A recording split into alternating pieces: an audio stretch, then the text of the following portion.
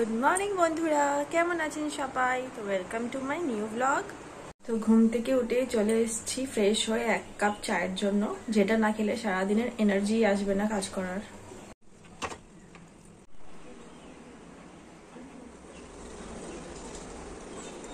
সকালে চাটা আগে চাই, কারণ চা না খেলে কাজের এনার্জিটা একদমই আসবে না। সকলের জন্য মানে এইটা একটা মানে সারাদিনের ডোজ সকালবেলা। তো চলুন চাটা খেয়ে নিই, খেয়ে দিয়ে এবার যাবো ছাদে, কারণ ছাদে গিয়ে একটু খোলা আকাশের নিচে থাকবো। আমার গাছপালাগুলোকে রোজের একটু সকালবেলা উঠে আমার দেখতে যাওয়া চাই। হাজবেন্ড তো আমার থেকে আগেই উঠে পড়েছে, ও এখন রেডি হয়ে চলে যাচ্ছে বাজারে। মুখটা তো খুলেছো, মুখটাকে এরম পুরো চাপা দিয়ে রেখে দিয়েছিস কেন? মুখটা খুলেছো, এখন উঠবি না? কখন উঠবি?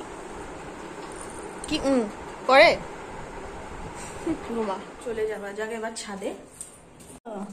কি করছো? একজন ঘুমাচ্ছে, দেখি কি সুন্দর ঘুমাচ্ছে, এমনি বসে বসে দেখছেন। হ্যালো বাবু, গুড মর্নিং। তোমার ঘুম পায়নি? হ্যাঁ, ভাই ঘুমাচ্ছে, তুমিও ঘুমাও। এটা সারা রাত জেগে থাকবে আর সকালের দিকে ঘুমাবে। দেখুন ছাদ বাগানের এগুলো কালকে সন্ধ্যেবেলায় জল দিয়েছি, আর তাই জল দিতে লাগবে না, নাহলে দিয়ে দিতাম। কি সুন্দর একটা জবা ফুটেছে, এখনো পুরোপুরিভাবে ফোটেনি।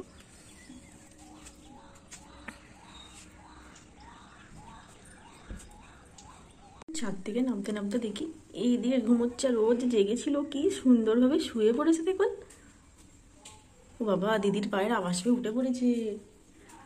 ঘুমাচ্ছিল বাবা, ও কি কিউটি শুয়েছিল, তার পায়ের আওয়াজ পেয়ে উঠে পড়লো।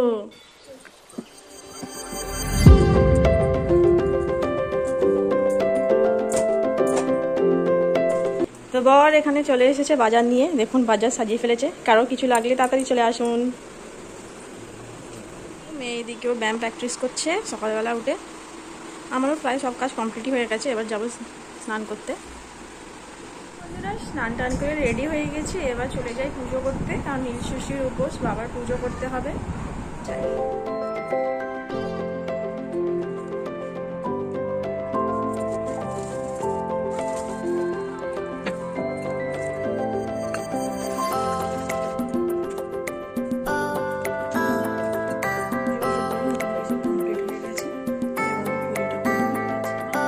জল ঢেলে, দুধ গঙ্গা জল ঢেলে পুজো, নীলের ঘরে যে আজ বাতি জ্বালাতে হয় সেটাও জ্বালিয়ে দিয়েছি। মহাদেব সবার মঙ্গল করুক, সবাই ভালো থাকবেন, সবাইকে শুভ নীল পুজো। সেদিকে রান্না করতে লুচি, আলুর দম আর সুজি হবে, তো করে নিই। ড্রয়িং ক্লাস থেকে এইমাত্র এলো, বাজে এখন 1:45। কি করেছিস দেখি আজকে? তুই নিজে করেছিস? এটা আমি নিজে বলছি, এটা স্যার করে দিয়েছে। বাহ, ভালো হয়েছে। সংসারের কাজের শেষ নেই, একটার পর একটা কাজ নেই। জামা কাপড় ধোয়া, কাচা, গোছানো, এটা যেন সবথেকে বেশি বিরক্ত লাগে। হ্যালো বন্ধুরা, তো এখন রেডি হয়ে নিয়েছি, দেখে নিন। মায়ের বাড়ি যাবো বলে, কারণ মা রাজস্থান যোধপুর গিয়েছিল, তো এসেছে, তো ভাবলাম দেখা করে আসি। গিয়ে মাও ফোন করলো যে চলে যায়। তো যোধপুরে দিদির ছেলের পরীক্ষা ছিল, তো মেয়ের পরীক্ষার কারণে আমরা তো যেতে পারলাম না। মা বললো চলে যায়, দেখা করে নিই। এই যে দেখুন, মেয়েও রেডি হয়ে বসে আছে, এখানে ফোন ঘাটছে। চলুন বেরিয়ে পড়ি। দেখুন বন্ধুরা, গোপাল কি করছে। গোপাল সোনা গরমের জন্য খালি গায়ে বসে আছে গো, মাথায় মুকুট পড়েছে, খালি গায়ে বসে। এদিকে সন্ধে দিচ্ছে। মায়ের সঙ্গে যোধপুরের নানা গল্প করতে করতে ভিডিও করা হয়নি, তো তারপরে বেরিয়ে পড়েছিলাম খাওয়া দাওয়া করে। আর চাঁদটা এত সুন্দর লাগছিল, দেখুন গাছের আড়াল দিয়ে, খুব ভালো লাগছিল। তো ব্লগটা এখানেই শেষ করছি। যারা নতুন অবশ্যই চ্যানেলটি সাবস্ক্রাইব করবেন, আমার ভিডিওটি লাইক, কমেন্ট, শেয়ার করতে একদম ভুলবেন না।